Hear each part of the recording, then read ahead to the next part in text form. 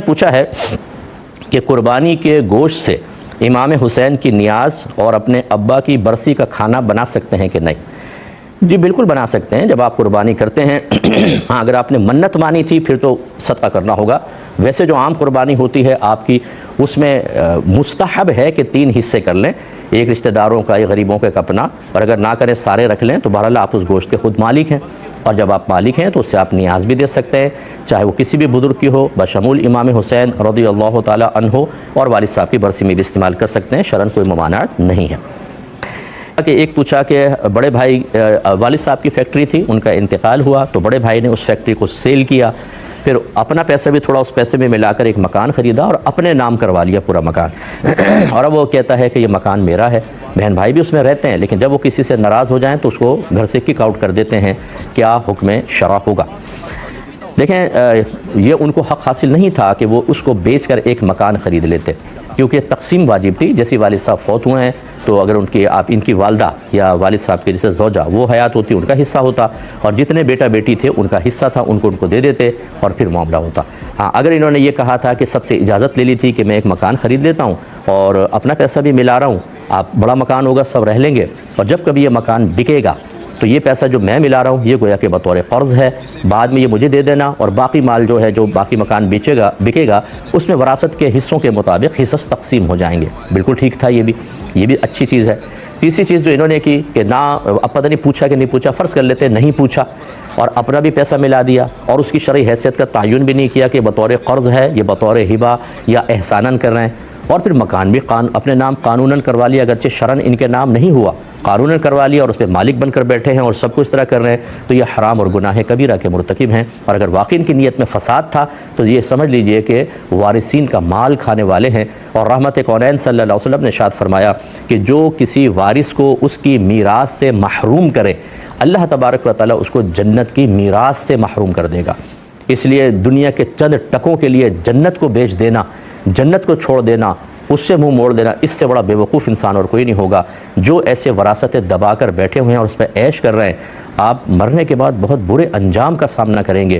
سخت موت آئے گی آپ کو، عذابات قبر بھی آپ کی طرف متوجہ ہو سکتے ہیں. میدان محشر کی ذلت اور رسوائی، اللہ تعالیٰ اس سے سب کو محفوظ فرمائے، اور اللہ ناراض ہوا تو سیدھے جہنم میں داخلہ. اس لیے غلط کر رہے ہیں، ان کو توبہ کرنی چاہیے. ایک مختصر سا بریک لیں گے، ہمیں یقین ہے آپ ہمارے ساتھ ہی رہیں. بسم اللہ الرحمن الرحیم. ایک کویسچن یہ تھا کہ کسی کی 4 سال کی قربانی رہتی تھی، اور آپ کو پتہ ہے کہ اگر کوئی قربانی رہ جائے تو پھر قربانی کے ذریعے اس کی قضا وغیرہ نہیں ہوتی، بلکہ ایک قربانی کا پیسہ صدقہ کرنا ہوتا ہے. تو ان لوگوں نے کسی کو وکیل بنایا قربانی کرنے کا، اور اس طرح کے 5 قربانیوں کے پیسے دیے. نیت یہ ہوگی کہ پہلے 4 کی جو رقم ہے وہ صدقہ کر دی جائے اور 5ویں باقاعدہ جانور لے کے ہماری طرف سے قربانی کر دی جائے. لیکن کرنے والے نے کمال یہ کیا کہ 5 کی 5 اس قربانیاں کر ڈالی.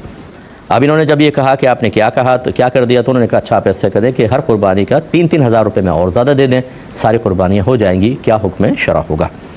دیکھیں پہلی بات تو یہ کہ جب ہم کسی کو زندگی میں یا دنیا میں اپنے کام سپرد کر دیتے ہیں اس شخص کو کہتے ہیں وکیل. اور اگر وفات کے بعد کہ میں فوت ہو جاؤں تو یہ میرے میں کام کر دینا، اس کو وصی کہا جاتا ہے. تو وکیل جو ہوتا ہے وہ سوچ سمجھ کے بنانا چاہیے. اگر آپ جاہل کو وکیل بنا دیں گے اور فاسق فاجر کو بنائیں گے اور بری نیت اور فساد نیت رکھنے والے کو بنائیں گے، وہ آپ کے کام کو اپنے مقاصد کے لیے بگاڑے گا یا جہالت میں آپ کو بھی پھنسا دے گا اور خود بھی پھنسے گا. یہ وکیل صاحب ایسے ہی تھے. جب ان کو کہہ دیا گیا تھا تو ان کو 5 قربانی تو کرنی نہیں تھی، کیونکہ اگر کوئی قربانی کر بھی دے گا تو وہ قربانی قبول نہیں ہوگی. اب اس میں کرنا یہ ہوگا کہ ان 4 قربانیوں کو صدقہ کر دیتے اور دیکھتے کہ کٹنے سے جتنی ان کی قیمت بنی ہے، جتنی یعنی قیمت میں کمی ہوئی ہے، اتنی قیمت بھی صدقہ کر دیتے.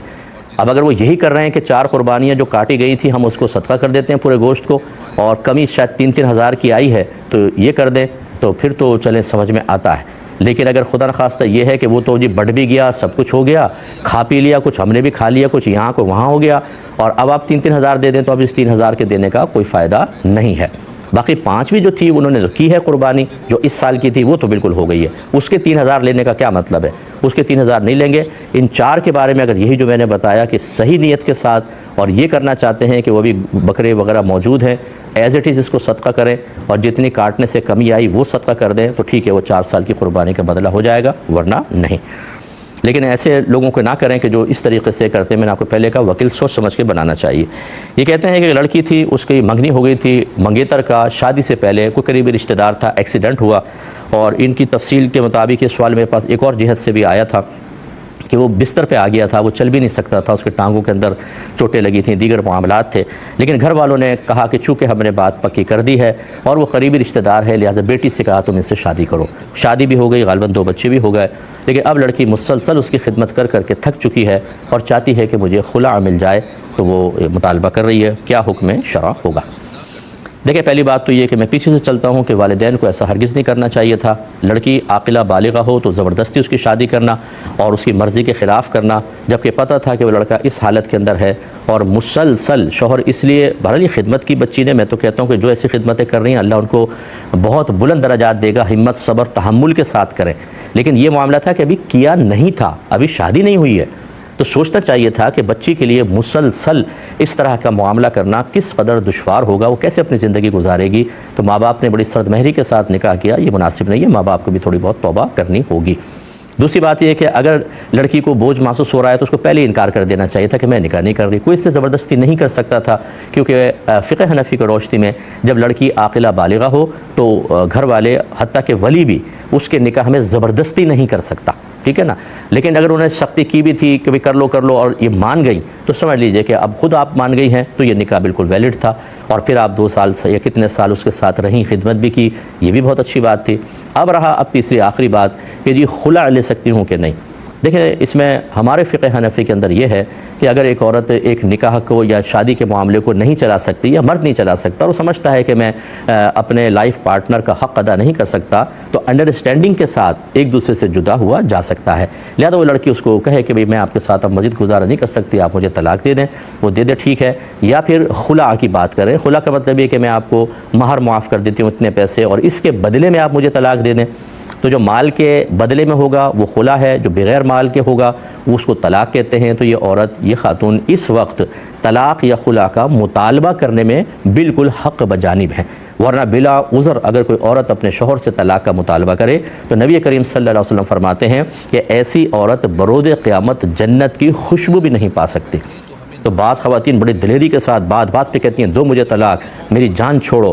پہلے وہ ریزن دیکھ لیں, وجوہات دیکھ لیں کہ کس کی بنا پر آپ طلاق کا مطالبہ کر رہی ہیں. اگر وہ ویلڈ ریزنز ہیں تو ٹھیک, ورنہ آپ کے لیے جنت کے دروازے بند ہو سکتے ہیں. تو اب یہ بچی اگر ایسا کرنا چاہے تو کر سکتی ہے. آخری اس کی صورت اگر ان کے ذہن میں یہ ہے کہ شوہر نہ مانے اور میں کورٹ سے 1 سائیڈڈ خلع لے لوں گی, جس کو حقیقتاً فسخ نکاح ہے, تو وہ اس موقع کے اوپر جائز نہیں ہوگا. اس کی بہت سی تفصیل ہم پہلے بیان کر چکے ہیں. یوٹیوب پہ جائیں, لکھیں خلع کا بیان بائے مفتی اکمل, تو اس میں بہت تفصیل معلوم ہو جائے گی. لیکن بہن کے لیے ہمارا جواب یہ ہے کہ یہ جو صورتحال ہے موجودہ, اس میں اگر آپ کورٹ سے فسخ نکاح کروا لیں گی, جس کو خلع کہتے ہیں, اور شوہر راضی نہ ہو, تو آپ ان کی مطلب نکاح سے باہر نہیں ہوں گی, اور جب نکاح سے باہر نہیں ہوں گی تو آپ اگلی شادی بھی نہیں کر سکتی. اس لیے میں گزارش کرتا ہوں کہ کوشش کریں کہ کوئی ان کے لیے کوئی ایسا نرس رکھ لیں, میل نرس, کہ جو ان کی جسم کی صفائی وغیرہ کر سکے, نہلا سکے, اور اس کو پیسہ مقرر کر لیں, اور ان کے عقد میں رہیں. آپ باہر ہوں گے تو بچے کہاں جائیں گے, بچے رل جائیں گے, اور وہ شوہر مزید ڈس ہارٹ ہوگا. اب آپ نے قربانی دے لی ہے تو اللہ کا نام لے کے اس کو مزید نبھا لیں. اللہ تعالیٰ آپ کو ہمت دے.